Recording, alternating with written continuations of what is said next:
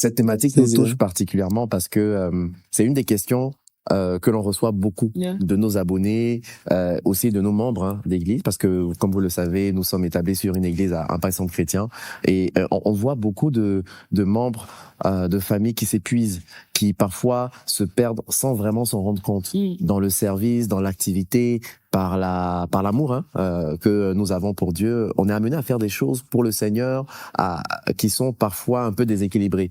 Et la thématique donc de l'équilibre, de la famille, les enfants surtout, parce que vous êtes aussi très impliqués dans ce domaine-là. Qu'est-ce que vous pensez déjà quand on parle de tout ce melting pot? Est-ce qu'il y a une émotion particulière, il y a un mot, il y a une situation, une anecdote, avant de rentrer dans le vif du sujet?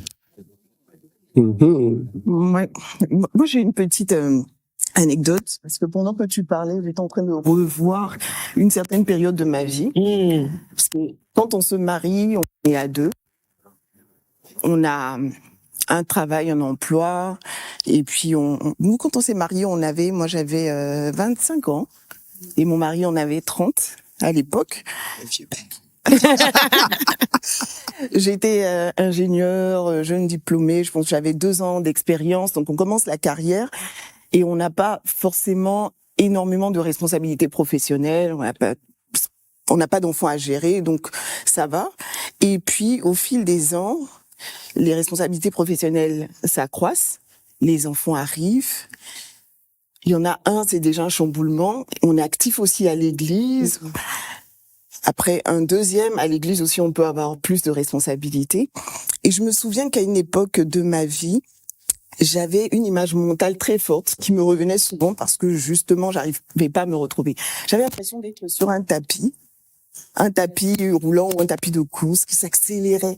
Et je courais, j'étais essoufflée, je tombais, j'essayais de me relever, mais le tapis n'arrêtait jamais de s'arrêter. Parce que, c'était pas évident de trouver cet équilibre-là, justement, entre ces différentes casquettes. Et j'étais bien consciente que si je ne le trouvais pas, ma vie allait stagner. Parce qu'on est censé croître. Les responsabilités sont censées croître. Bon, le nombre d'enfants, peut-être pas à l'infini, mais il fallait trouver cet équilibre-là. Donc, ce sujet, effectivement, il arrive à point nommé parce que on est dans une époque où on reçoit beaucoup d'informations, on est très sollicité et ça va pas forcément s'arrêter. Je me demande ce que ce sera pour nos enfants.